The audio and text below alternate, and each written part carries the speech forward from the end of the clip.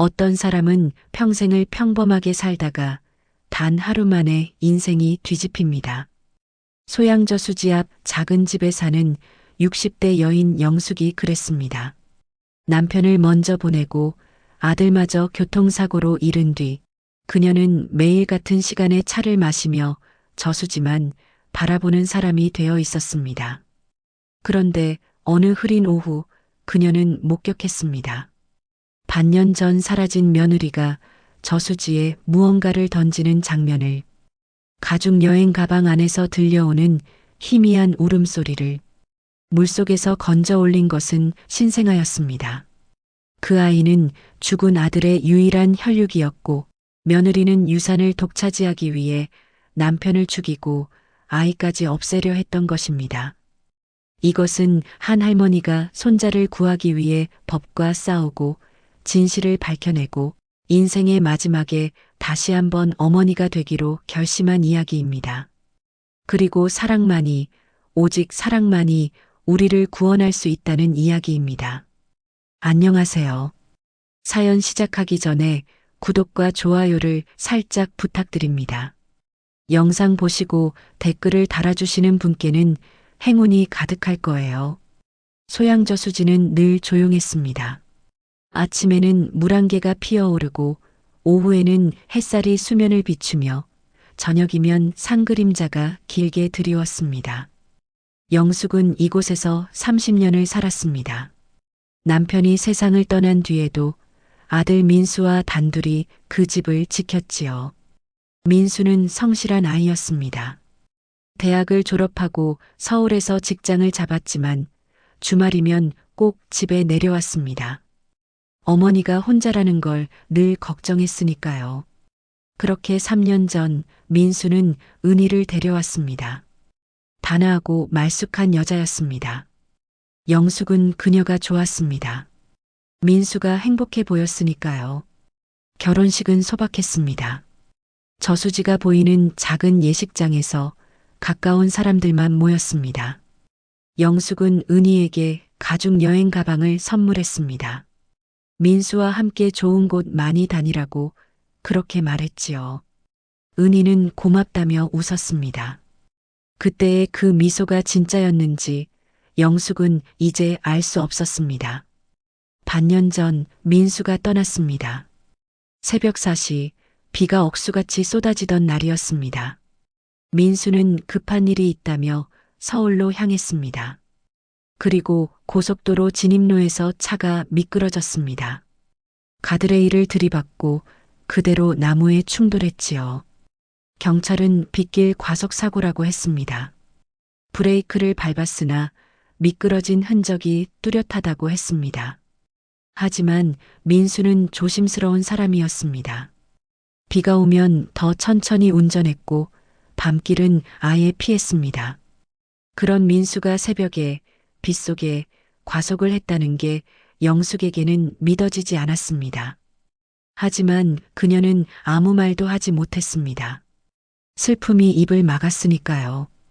장례는 3일장으로 치러졌습니다. 은희는 내내 울었습니다. 화장을 하지 않은 얼굴은 창백했고 눈은 퉁퉁 부어 있었습니다. 영숙은 그녀를 안아주었습니다. 둘만 남았으니까요. 민수를 사랑한 사람끼리 함께 아파해야 한다고 생각했습니다. 그런데 장례 이후 은희는 연락을 끊었습니다. 처음에 영숙은 이해했습니다. 슬픔은 사람마다 다르게 찾아오니까요. 하지만 한 달이 지나고 2달이 지나도 은희는 나타나지 않았습니다. 전화를 해도 받지 않았고 문자는 읽지 않았습니다. 영숙이 서울 아파트를 찾아갔을 때는 은희는 이미 이사를 간 뒤였습니다. 그렇게 영숙은 다시 혼자가 되었습니다. 그녀는 매일 같은 시간에 일어나고 같은 자리에 앉아 차를 마셨습니다. 민수가 좋아하던 보리차였습니다. 저수지를 바라보며 마시는 차는 쓰고 또 썼습니다. 그 쓴맛이 그녀의 하루 전부였지요. 오늘도 오후 4시 영숙은 창가에 앉아 있었습니다. 날씨는 흐렸습니다. 바람이 불지 않아 수면은 거울처럼 평평했습니다. 하늘과 산이 물에 그대로 비쳐 세상이 두 개처럼 보였지요. 영숙은 손으로 컵을 감싸며 따뜻함을 느꼈습니다. 그때 저 멀리 둑길에서 차 한 대가 내려왔습니다. 검은색 승용차였습니다. 천천히 조심스럽게 마치 누군가를 피하듯 움직였습니다. 차는 저수지 가까이 멈춰 섰습니다. 그리고 문이 열렸습니다. 운전석에서 내린 사람은 은이었습니다. 영숙의 손에서 컵이 미끄러졌습니다. 바닥에 떨어져 깨지는 소리가 들렸지만 그녀는 움직이지 못했습니다. 은희는 반년 만에 나타났습니다. 하지만 그녀의 모습은 낯설었습니다. 머리는 짧게 잘려 있었고 얼굴은 여위어 있었습니다. 선글라스를 쓰고 있어 표정은 보이지 않았지만 그녀의 손은 떨리고 있었습니다. 은희는 뒷좌석 문을 열고 큰 가방을 꺼냈습니다. 갈색 가죽 여행 가방. 영숙이 결혼 선물로 준 바로 그 가방이었습니다. 은희는 가방을 끌고 물가로 향했습니다. 영숙은 창문을 열었습니다. 은희야 하고 외치려 했지만 목소리가 나오지 않았습니다.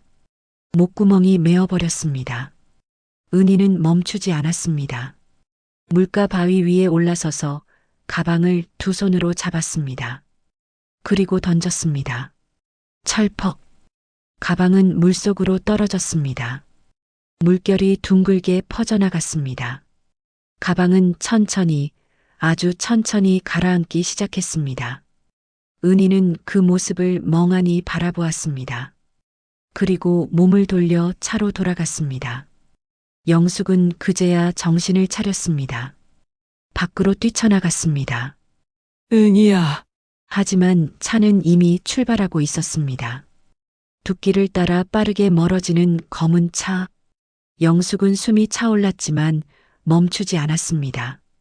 그녀는 물가로 달려갔습니다. 가방은 반쯤 잠겨 있었습니다. 아직 완전히 가라앉지는 않았지만 시간이 얼마 남지 않았습니다. 그때 그녀의 귀에 무언가 들렸습니다. 울음소리였습니다. 아주 작고 약하고 간신히 들리는 울음소리. 아기의 울음이었습니다. 안 돼. 영숙은 물속으로 뛰어들었습니다. 차가운 물이 온몸을 감쌌지만 신경 쓰지 않았습니다. 가방을 붙잡고 물 밖으로 끌어올렸습니다. 무거웠습니다. 온 힘을 다해 바위 위로 끌어올렸습니다. 지퍼를 열려 했지만 젖은 가죽은 빳빳했습니다. 손톱으로 긁고 잡아당기고 피가 나도 멈추지 않았습니다. 지퍼가 조금씩 열렸습니다. 그리고 마침내 가방이 열렸습니다. 안에는 아기가 있었습니다. 파란 담요에 쌓인 작고 하얀 아기. 얼굴은 창백했고 입술은 파랗게 질려 있었습니다. 하지만 숨을 쉬고 있었습니다. 가늘게 약하게 그래도 분명히 살아 있었습니다. 영숙은 아기를 안아 올렸습니다. 젖은 담요를 벗기고 자신의 옷으로 감쌌습니다.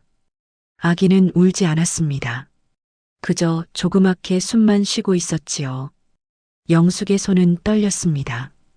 온몸이 떨렸습니다. 괜찮아, 괜찮아. 그녀가 누구에게 하는 말인지 몰랐습니다. 아기에게인지 자신에게인지. 영숙은 아기를 꼭 안고 집으로 뛰어갔습니다. 119에 전화했습니다. 그리고 경찰에도 전화했습니다. 구급차가 도착했습니다. 경찰도 왔습니다. 영숙은 아기를 응급요원에게 넘기며 말했습니다. 저수지에 던져졌어요. 가방 안에 있었어요. 응급요원은 아기를 들것에 눕히고 산소 마스크를 씌웠습니다. 경찰은 영숙에게 물었습니다. 누가 던졌습니까? 영숙은 대답하지 못했습니다. 입이 열리지 않았습니다. 구급차는 사이렌을 울리며 떠났습니다. 영숙은 그 자리에 멍하니 서 있었습니다. 바람이 불었습니다. 젖은 옷이 차갑게 붙었지만 그녀는 느끼지 못했습니다. 다만 한 가지만 생각했습니다. 저 아이는 누구일까? 그리고 왜 은희는 저 아이를 버렸을까? 병원 응급실은 차갑고 밝았습니다. 형광등 불빛 아래 의료진이 분주하게 움직였습니다. 영숙은 복도 의자에 앉아 있었습니다. 젖은 옷은 그대로였고 손에는 아직 흙과 피가 묻어 있었습니다. 하지만 그녀는 신경 쓰지 않았습니다. 응급실 문만 바라보았지요.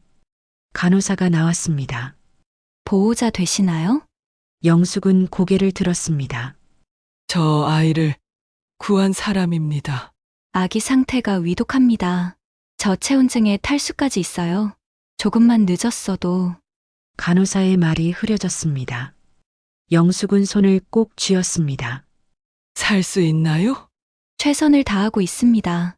그런데 경찰이 기다리고 계세요. 복도 끝 두 사람이 서 있었습니다. 한 명은 젊은 여자 형사였습니다. 단정한 정장에 짧은 머리, 날카로운 눈빛을 가진 사람이었습니다. 그녀가 다가왔습니다. 안녕하세요. 춘천경찰서 강력팀 김서연 형사입니다. 영숙은 일어섰습니다. 다리가 후들거렸지만 참았습니다. 처음부터 말씀해 주시겠어요? 어떻게 아기를 발견하셨는지. 영숙은 천천히 말했습니다. 창가에 앉아 있었던 것, 검은 차가 온 것, 은희가 가방을 던진 것, 하나하나 또박또박 설명했습니다. 김서연 형사는 메모하며 들었습니다. 던진 사람이 며느리분이라고 하셨죠? 네, 이름이 어떻게 되시나요? 한은희입니다. 김서연은 고개를 끄덕였습니다. 그리고 잠시 망설이다 물었습니다. 혹시 아드님이 민수 씨신가요? 영숙의 얼굴이 굳었습니다. 어떻게? 사실 저희가 그 사건을 재조사하고 있었습니다. 반년 전 교통사고건요. 재조사요? 김서연은 주변을 둘러보고 목소리를 낮췄습니다. 여기서는 곤란하니 잠시 상담실로 가시죠. 작은 상담실이었습니다. 테이블 하나와 의자 몇 개가 전부였습니다. 김서연은 파일을 꺼냈습니다. 민수 씨 사고 당시 몇 가지 의문점이 있었습니다. 의문점이요? 브레이크 계통에 이상이 있었어요. 처음에는 빗길에 달아서 그런 줄 알았는데 정밀 조사 결과 누군가 의도적으로 손댄 흔적이 발견됐습니다. 영숙은 숨이 막혔습니다. 그게 무슨 말씀이신가요? 사고가 아니라 살인일 가능성이 있다는 겁니다. 방 안이 조용해졌습니다. 시계 초침 소리만 들렸습니다. 영숙은 입술을 떨었습니다. 그럼 민수가 아직 확정은 아닙니다. 하지만 정비소 CCTV를 확인한 결과 사고 사흘 전 한은희 씨가 그 정비소를 방문했어요. 그리고 정비사와 만났습니다. 김서연은 사진 한 장을 꺼냈습니다. 은희가 한 남자와 대화하는 모습이었습니다. 이 정비사는 한 달 뒤 갑자기 사표를 내고 사라졌습니다. 지금 수배 중이에요. 영숙은 사진을 바라보았습니다. 손이 떨렸습니다. 왜 은희가 그런 짓을? 김서연은 또 다른 서류를 꺼냈습니다. 민수 씨 유언장입니다. 사망 한 달 전에 작성됐어요. 영숙은 서류를 받아들었습니다. 민수의 서명이 보였습니다. 또박또박한 글씨였습니다. 내용을 읽는 순간 영숙의 손이 멈췄습니다. 재산 전부를 미래의 자녀에게 상속한다. 네, 민수 씨는 아내가 아니라 태어날 아이에게 모든 걸 남긴 겁니다. 그럼 오늘 그 아이가 민수 씨의 아들일 가능성이 큽니다. DNA 검사를 의뢰했어요. 결과는 내일 나옵니다. 영숙은 서류를 내려놓았습니다. 온몸에 힘이 빠졌습니다. 그러니까 은희는 아이가 살아있으면 유산을 받을 수 없으니까. 그래서 없애려 했던 거죠. 보험금은 이미 받았을 겁니다. 하지만 유산은 아이의 몫이니까요. 영숙은 얼굴을 감쌌습니다. 눈물이 흘렀습니다. 분노인지 슬픔인지 알 수 없었습니다. 민수를 죽이고 아이까지. 어머님, 진정하세요. 내가 믿었어요. 그 애를 믿고 안아주고 같이 울었어요. 그런데 김서연은 조용히 기다렸습니다. 영숙이 진정될 때까지. 한참 뒤 영숙이 고개를 들었습니다. 눈은 붉었지만 목소리는 단단했습니다. 그 아이는 어떻게 되나요? 제 손자라며. 일단 아동보호시설에서 보호받게 됩니다. 친권자가 범죄 용의자니까요. 내가 키울 수는 없나요? 김서연은 난처한 표정을 지었습니다. 할머니가 양육권을 받으려면 절차가 복잡합니다. 법원 허가도 필요하고요. 얼마나 걸리나요? 빨라도 몇 달은 걸립니다. 게다가 김서연은 말을 멈췄습니다. 게다가 뭡니까? 솔직히 말씀드리면 고령이신데다 경제적 상황, 양육 환경 등을 심사받아야 합니다. 쉽지 않을 겁니다. 영숙은 입술을 깨물었습니다. 그래도 해야 합니다. 어머님, 그 아이는 민수의 아들이에요. 내 손자고요. 다시는 잃고 싶지 않습니다. 김서연은 영숙을 바라보았습니다. 그 눈빛에는 단단한 결의가 있었습니다. 알겠습니다. 제가 도울 수 있는 부분은 돕겠습니다. 다음 날 DNA 검사 결과가 나왔습니다. 영숙은 병원 대기실에서 결과지를 받았습니다. 손이 떨려 제대로 잡을 수 없었습니다. 김서연이 옆에서 천천히 읽어주었습니다. 99.9% 일치 아기는 고민수 씨의 친자가 맞습니다. 영숙은 결과지를 가슴에 안았습니다. 눈물이 흘렀습니다. 민우, 네, 이름이요. 민수의 민차에 우주 우차 민우라고 부르고 싶어요. 김서연은 고개를 끄덕였습니다. 좋은 이름이네요. 영숙은 신생아실로 갔습니다. 유리창 너머로 보이는 작은 아기. 인큐베이터 안에서 조용히 숨쉬고 있었습니다. 이름표에는 무명남아라고 적혀 있었습니다. 영숙은 유리에 손을 댔습니다. 민우야, 할머니가 왔어. 이제 괜찮아. 할머니가 지켜줄게. 간호사가 다가왔습니다. 면회 시간이 짧으니 양해 부탁드려요. 네, 알겠습니다. 영숙은 한참을 그렇게 서 있었습니다. 아기를 바라보며 그 작고 약한 생명을, 민수가 남긴 마지막 선물을. 복도로 나왔을 때 김서연이 기다리고 있었습니다. 어머님, 하은희 씨 체포영장이 발부됐습니다. 곧 검거될 겁니다. 그래요. 그리고 이거 드릴게요. 김서연은 명함을 건넸습니다. 양육권 소송에 도움 줄 수 있는 변호사 연락처예요. 제 선배인데 믿을만합니다. 영숙은 명함을 받았습니다. 고맙습니다. 힘내세요. 저도 최대한 도울게요. 영숙은 고개를 숙였습니다. 그리고 병원을 나섰습니다. 밖은 여전히 흐렸습니다. 바람이 차가웠습니다. 하지만 영숙의 발걸음은 흔들리지 않았습니다. 해야 할 일이 생겼으니까요. 지켜야 할 사람이 생겼으니까요. 영숙은 저수지로 향했습니다. 민수의 사진이 있는 집으로. 그에게 말해야 했습니다. 민수야, 네 아들을 찾았어. 민우라고 이름 지었단다. 할머니가 잘 키울게. 약속할게. 저수지는 조용했습니다. 물결도 바람도 없었습니다. 하지만 영숙의 마음속에는 폭풍이 일고 있었습니다. 분노와 슬픔, 그리고 그 무엇보다 강한 지켜야 한다는 의지. 싸움은 이제 시작이었습니다. 하은이는 이틀 만에 체포되었습니다. 서울 강남의 한 모텔에 숨어 있었습니다. 경찰이 문을 열었을 때 그녀는 침대에 누워 천장만 바라보고 있었습니다. 저항하지 않았습니다. 그저 조용히 손목을 내밀었지요. 영숙은 뉴스로 그 장면을 보았습니다. 수갑을 찬 은희가 경찰차에 오르는 모습. 머리는 헝클어져 있었고 얼굴은 창백했습니다. 카메라를 피해 고개를 숙였지만 영숙은 그 표정을 알 수 있었습니다. 두려움도 후회도 없었습니다. 그저 텅 빈 얼굴이었습니다. 영숙은 TV를 껐습니다. 김서연으로부터 전화가 왔습니다. 어머님, 한은희 씨 조사가 시작됐습니다. 자백했나요?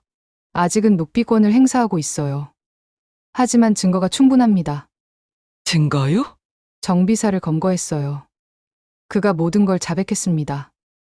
영숙은 전화기를 꽉 쥐었습니다. 뭐라고 했습니까? 한은희 씨가 5천만 원을 주고 브레이크를 손상시키라고 지시했다고 합니다. 비 오는 날을 노려서요. 5천만 원. 보험금은 3억이었습니다. 그리고 민수 씨 명의의 아파트, 예금, 주식까지 합치면 총 7억 정도 됩니다. 영숙은 말을 잃었습니다. 하지만 유언장 때문에 문제가 생긴 거예요. 민수 씨가 사망 한 달 전 아내 몰래 유언장을 바꿨습니다. 재산 전부를 미래의 자녀에게 상속한다고요. 민수가 왜? 정확한 이유는 모릅니다. 하지만 추측하자면 부부 사이가 좋지 않았을 가능성이 있습니다. 영숙은 눈을 감았습니다. 민수가 주말마다 집에 내려온 이유, 전화할 때마다 조금씩 지쳐 보이던 목소리, 그녀는 눈치채지 못했습니다. 아니, 보고 싶지 않았던 건지도 몰랐습니다. 은희 씨는 임신 사실을 숨겼습니다. 민수 씨 사망 후에도 병원에 가지 않고 혼자 출산했어요. 혼자요? 네, 모텔에서 혼자 나왔습니다. 그리고 바로 저수지로 간 거죠. 영숙의 가슴이 무너졌습니다. 얼마나 차갑고 잔인한 사람이기에 자기 손으로 낳은 아이를, 남편의 아들을 그렇게 쉽게 버릴 수 있단 말입니까? 보험금은 받았지만 유산은 못 받게 생겼으니 아이만 없애면 된다고 생각한 겁니다. 미친! 영숙의 입에서 욕이 나왔습니다. 평생 욕을 하지 않던 그녀였지만 참을 수 없었습니다. 어머님, 진정하세요. 진정하라고요? 내 아들을 죽이고 손주를 버린 년한테 어떻게 진정을 하라는 겁니까? 영숙의 목소리가 떨렸습니다. 전화기 너머로 김서연의 한숨이 들렸습니다. 죄송합니다. 제가 경솔했어요. 한참의 침묵이 흘렀습니다. 민우는 괜찮습니까? 상태가 안정됐습니다. 며칠 후면 퇴원할 수 있을 것 같아요. 그럼 어디로 가나요? 아동보호시설입니다. 거기서 임시보호를 받게 됩니다. 내가 데려갈 수는 없나요? 절차를 밟아야 합니다. 제가 연결해드린 변호사와 상담하셨나요? 내일 만나기로 했습니다. 잘하셨어요. 최선을 다해보세요. 전화가 끊겼습니다. 영숙은 창밖을 바라보았습니다. 저수지는 여전히 고요했습니다. 하지만 그녀의 마음은 폭풍우가 몰아치고 있었습니다. 다음 날 영숙은 춘천 시내의 법률사무소를 찾았습니다. 변호사는 40대 중반의 여자였습니다. 이정아, 김서연의 대학 선배라고 했습니다. 그녀는 영숙을 맞으며 따뜻하게 웃었습니다. 앉으세요. 차 드릴까요? 괜찮습니다. 김서연 형사한테 대강 들었어요. 정말 힘드셨겠습니다. 영숙은 고개를 끄덕였습니다. 이정아는 파일을 펼쳤습니다. 솔직히 말씀드릴게요. 쉽지 않습니다. 알고 있습니다. 일단 어머님 연세가 66이시죠? 네, 법적으로 양육자의 나이 제한은 없습니다. 하지만 실질적으로 법원은 고령 양육자를 선호하지 않아요. 특히 신생아의 경우는요. 영숙은 입술을 깨물었습니다. 경제적 능력은 어떠세요? 연금이 있습니다. 한 달에 80만 원 정도요. 충분하지 않습니다. 아이를 키우려면 최소 월 200만 원은 필요해요. 집이 있습니다. 팔면 집을 팔면 어디서 사시려고요? 영숙은 대답하지 못했습니다. 건강 상태는요? 괜찮습니다. 지난 1년간 병원 기록을 제출해야 합니다. 고혈압이나 당뇨 같은 만성질환이 있으면 불리해요. 고혈압 약을 먹고 있습니다. 이정아는 한숨을 쉬었습니다. 어머님, 제가 왜 이런 말을 하는지 아세요? 포기하라는 게 아닙니다. 현실을 알아야 준비할 수 있으니까요. 그럼 어떻게 해야 합니까? 일단 가정법원에 양육권 신청을 해야 합니다. 그럼 가정조사관이 파견되어 집 상태, 경제력, 건강, 심리 상태 모두 평가받습니다. 심리 상태요? 내 상담을 받아야 해요. 손자를 잃고 되찾은 충격, 며느리에 대한 분노, 이런 감정이 양육에 악영향을 줄 수 있다고 판단될 수 있습니다. 영숙은 기가 막혔습니다. 그럼 가만히 있으라는 겁니까? 아니요, 싸워야죠. 하지만 감정적으로 싸우면 안 됩니다. 시스템에 맞춰서 준비해야 해요. 얼마나 걸립니까? 빨라도 6개월입니다. 6개월이나요? 그 사이 민우는 보호시설에 있게 됩니다. 어머님은 한 달에 2번 정도 면회 가능하고요. 영숙은 눈물이 났습니다. 하지만 참았습니다. 울면 안 된다는 걸 알았습니다.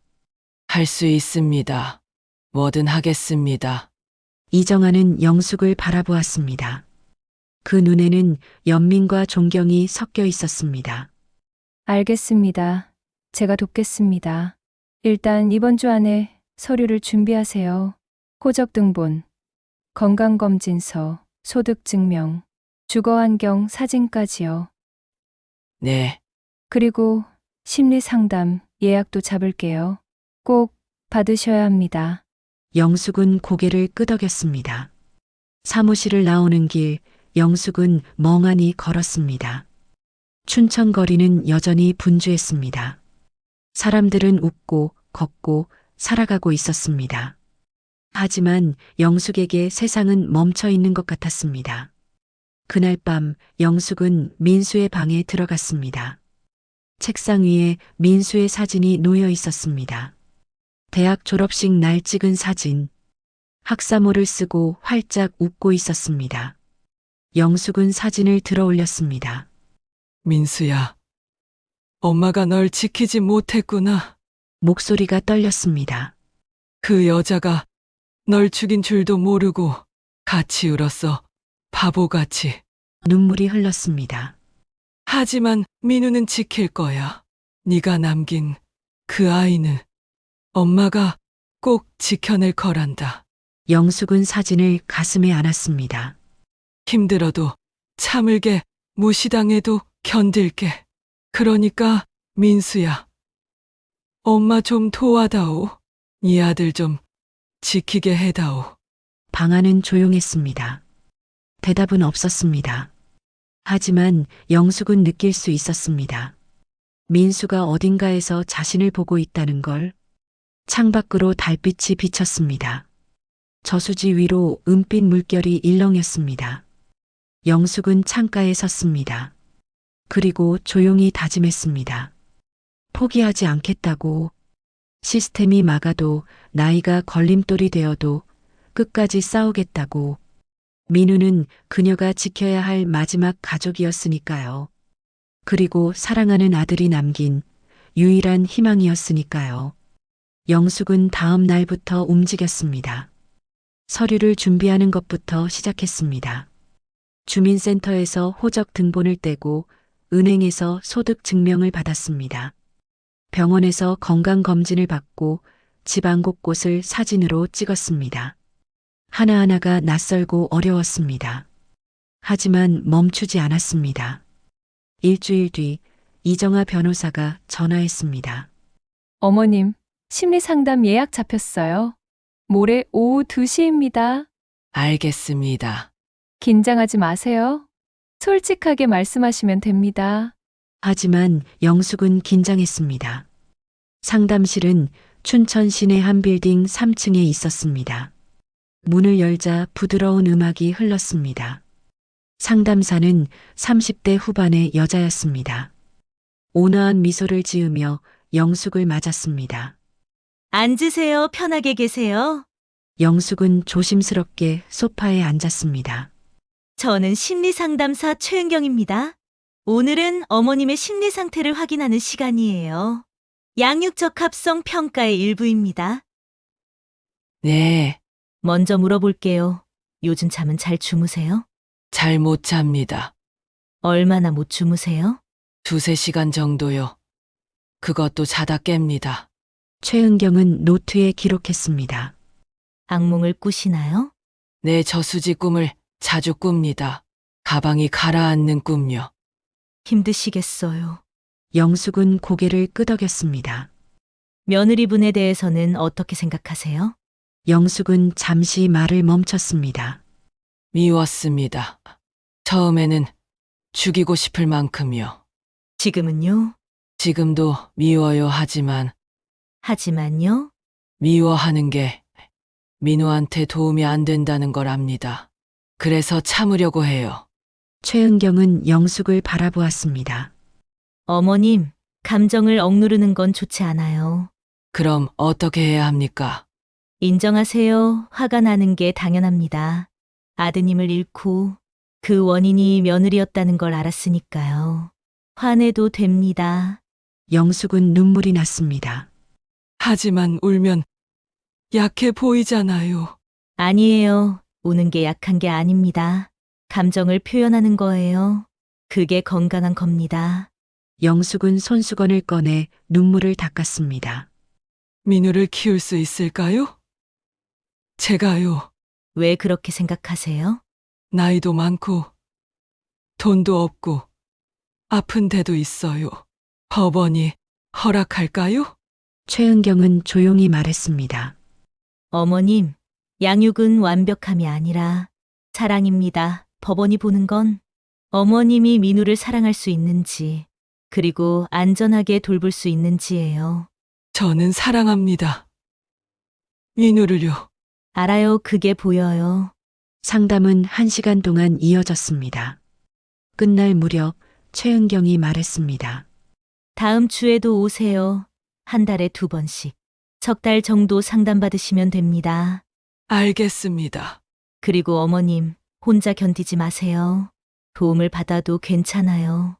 영숙은 고개를 숙여 인사했습니다. 한 달이 지났습니다. 영숙은 규칙적으로 상담을 받았습니다. 처음에는 어색했지만 점점 편해졌습니다. 최은경은 좋은 상담사였습니다. 판단하지 않고 들어주었습니다. 그 사이 이정아 변호사는 가정법원에 양육권 신청서를 제출했습니다. 가정조사관이 영숙의 집을 방문했습니다. 50대 남자였습니다. 정중했지만 꼼꼼했습니다. 집 구석구석을 살폈고 질문을 던졌습니다. 혼자 사시나요? 네, 경제 활동은 하고 계십니까? 아니요. 연금으로 생활합니다. 아이를 돌볼 때 도와줄 사람이 있습니까? 영숙은 답하지 못했습니다. 주변에 아무도 없었습니다. 조사관은 노트에 기록했습니다. 그의 표정에서 영숙은 알 수 있었습니다. 좋지 않다는 것을. 그날 밤 영숙은 김서연에게 전화했습니다. 형사님, 제가 민우를 못 키우게 될까봐 무서워요. 어머님, 아직 결과가 나온 게 아니잖아요. 하지만 다들 부정적이에요. 나이, 돈, 건강 다 문제래요. 포기하지 마세요. 어떻게 안 포기합니까? 아무것도 가진 게 없는데요. 김서연은 잠시 침묵했습니다. 그리고 말했습니다. 어머님, 제가 증인으로 나서도 될까요? 네? 법원에 의견서를 제출하겠습니다. 어머님이 민우를 구했다는 것, 그리고 얼마나 간절히 원하는지요. 영숙은 목이 메었습니다. 고맙습니다. 그리고 한 사람 더 있어요. 병원 간호사요. 이정화 씨 민우를 처음 치료한 분이에요. 그분도 돕겠다고 하셨어요. 정말입니까? 네, 어머님 혼자 싸우는 게 아닙니다. 전화를 끊고 영숙은 눈물을 흘렸습니다. 이번에는 슬픔이 아니었습니다. 고마움이었습니다. 2달이 지났습니다. 법원에서 면접 통지가 왔습니다. 영숙은 이정아 변호사와 함께 법원에 갔습니다. 판사는 중년의 여자였습니다. 안경 너머로 영숙을 바라보았습니다. 고영숙 씨, 왜 손자를 키우고 싶으십니까? 영숙은 또박또박 대답했습니다. 민우는 제 아들이 남긴 유일한 혈육입니다. 그리고 저는 민우를 사랑합니다. 연세가 많으신데 신생아를 키우기 힘들지 않으실까요? 힘들 겁니다. 하지만 할 수 있습니다. 경제적으로 어려우시지 않습니까? 민수가 남긴 유산이 있습니다. 민우 명의로 되어 있지만 제가 후견인이 되면 양육비로 쓸 수 있다고 들었습니다. 판사는 서류를 넘겼습니다. 심리 상담 기록을 봤습니다. 상담사는 어머님이 정서적으로 안정적이라고 평가했네요. 네, 김서현 형사와 이정화 간호사의 의견서도 받았습니다. 두 분 모두 어머님을 지지하고 계시더군요. 영숙은 가슴이 뛰었습니다. 민우는 지금 아동보호시설에서 잘 지내고 있습니다. 전문가들이 돌보고 있어요. 알고 있습니다.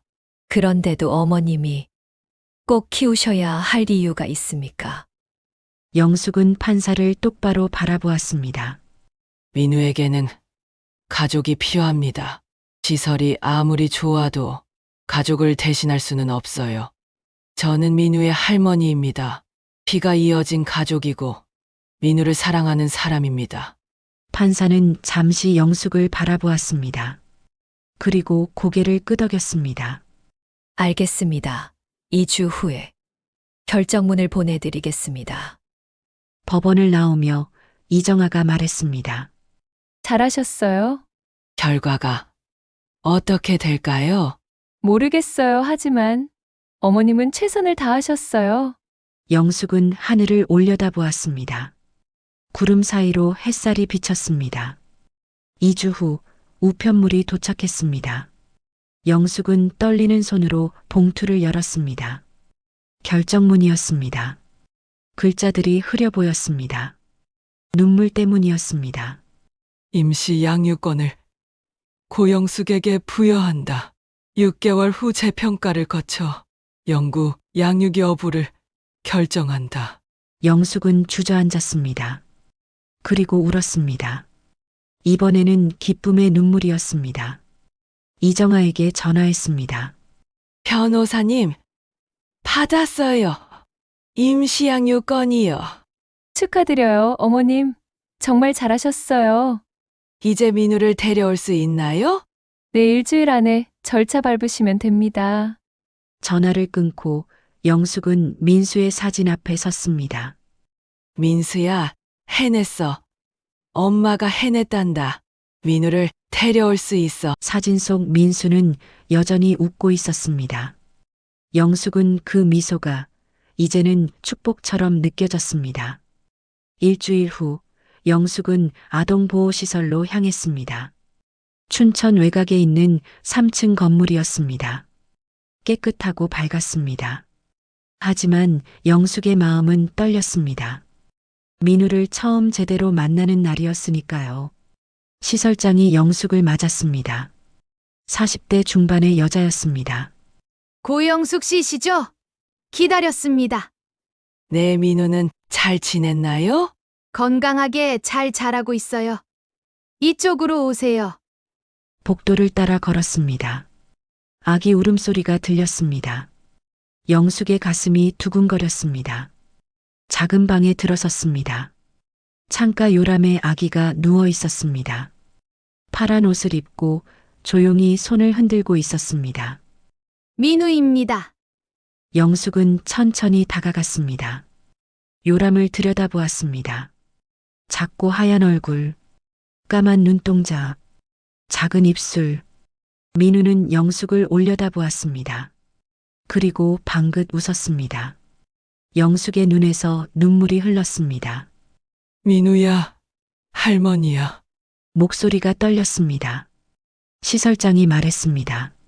안아보세요. 영숙은 조심스럽게 민우를 안아 올렸습니다. 가벼웠습니다. 너무나 작고 따뜻했습니다. 민우는 울지 않았습니다. 그저 영숙을 바라보았습니다. 눈, 코, 입매. 아들의 모습이 보였습니다. 할머니가 데려갈게. 우리 집에 가자. 민우는 작은 손으로 영숙의 손가락을 잡았습니다.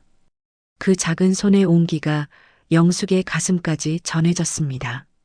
집으로 돌아오는 길, 영숙은 민우를 꼭 안고 있었습니다. 택시 창밖으로 소양 저수지가 보였습니다. 몇 달 전 이곳에서 민우를 건졌던 그 저수지. 이제는 다른 의미로 다가왔습니다. 끝이 아니라 시작이었습니다.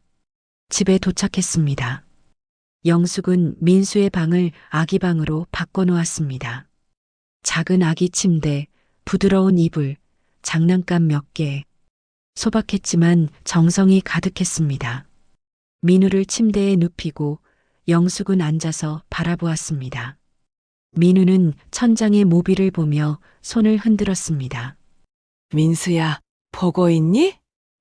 영숙은 벽에 걸린 민수의 사진을 바라보았습니다. 네 아들이야 예쁘지? 엄마가 잘 키울게. 대답은 없었습니다. 하지만 영숙은 느낄 수 있었습니다. 민수가 웃고 있다는 걸. 처음 몇 주는 힘들었습니다. 밤에 민우가 울면 영숙은 잠을 설쳤습니다. 분유를 타고 기저귀를 갈고 안아서 재우는 일. 60대의 몸에는 버거웠습니다. 허리는 아팠고 팔은 저렸습니다. 하지만 포기하지 않았습니다. 이정화 간호사가 일주일에 한 번씩 집을 방문했습니다. 민우의 건강을 확인하고 영숙에게 조언을 해주었습니다. 어머님, 아기 목욕은 이렇게 하세요. 분유는 이 온도로 맞추시고요. 밤에 너무 힘드시면 전화하세요. 제가 도와드릴게요. 이정화는 친절했습니다. 영숙은 고마웠습니다. 간호사님, 고맙습니다. 아니에요. 민우가 할머니를 만나서. 다행이에요. 사랑받으며 자랄 수 있잖아요. 영숙은 민우를 내려다보았습니다. 민우는 젖병을 빨며 영숙을 올려다보았습니다. 그 눈빛에는 신뢰가 있었습니다. 석 달이 지났습니다. 민우는 점점 건강해졌습니다. 웃음도 많아졌습니다. 영숙이 다가가면 팔을 뻗었고 안아주면 고개를 영숙의 어깨에 기댔습니다. 어느 봄날 김서연이 집을 방문했습니다. 어머님, 안녕하세요. 형사님, 어서 오세요. 민우 보러 왔어요. 민우는 요람에서 놀고 있었습니다. 김서연은 민우를 보며 웃었습니다. 많이 컸네요. 건강해 보여요. 네, 이제 밤에도 잘 자요. 어머님도 많이 좋아 보이세요. 영숙은 웃었습니다. 처음으로 마음에서 우러나온 웃음이었습니다. 민우 덕분이에요. 이 아이가 저를 살렸어요. 김서연은 가방에서 서류를 꺼냈습니다. 하은희 씨 재판 결과 나왔어요. 영숙의 얼굴이 굳었습니다. 징역 15년입니다. 살인 영아유기 혐의로요. 영숙은 고개를 끄덕였습니다. 면회 신청이 왔어요. 어머님께요. 저한테요? 네, 만나실 겁니까? 영숙은 민우를 바라보았습니다. 민우는 장난감을 입에 물고 웃고 있었습니다. 아니요, 만나지 않겠습니다. 괜찮으세요? 괜찮습니다. 그 사람은 이제 제 인생에 없어요. 민우한테도 없고요. 김서연은 영숙의 어깨를 가볍게 두드렸습니다. 잘 결정하셨어요. 그날 밤 민우는 영숙의 품에서 스르르 잠들었습니다. 고요한 숨소리, 따뜻한 체온. 영숙은 민우의 머리에 입을 맞췄습니다. 민우야, 할머니가 지켜줄게 평생. 6개월이 지났습니다. 법원에서 재평가 통지가 왔습니다. 가정조사관이 다시 집을 방문했습니다. 이번에는 다른 사람이었습니다. 30대 여자였습니다. 민우가 많이 컸네요. 건강해 보입니다. 네. 잘 먹고 잘 자요. 어머님은 어떠세요? 많이 힘드시죠? 힘들지만 행복합니다. 조사관은 집안을 둘러보았습니다. 깨끗했습니다. 아기 용품이 정돈되어 있었고 민우의 웃음소리가 방 안에 가득했습니다. 좋은 환경이에요. 사랑도 느껴지고요. 고맙습니다. 영구 양육권 승인될 것 같아요. 보고서에 긍정적으로 쓰겠습니다. 영숙은 눈물이 났습니다. 정말 감사합니다. 한 달 후 최종 결정문이 도착했습니다. 영구 양육권 및 친권을 고영숙에게 부여한다. 영숙은 민우를 안아 올렸습니다. 민우야, 이제 정말 우리 가족이야.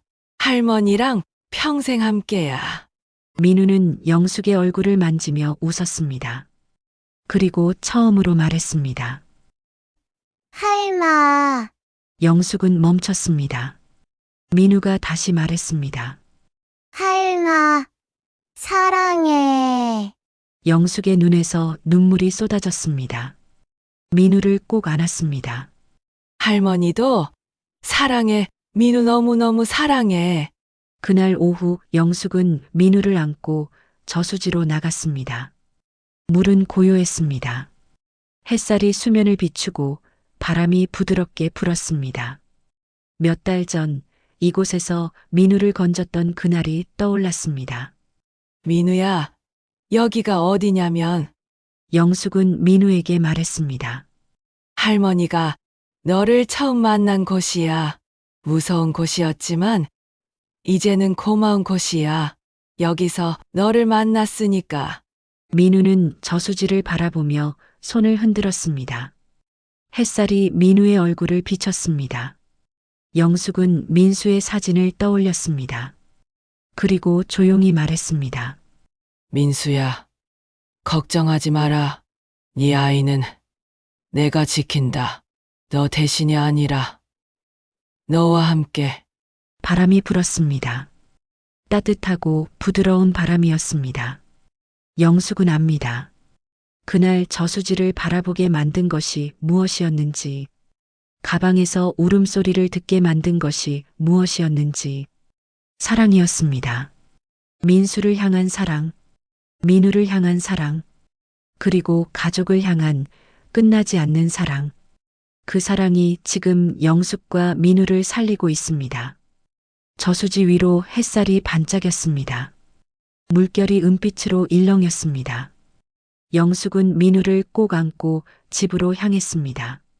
앞으로 힘든 날도 있을 것입니다.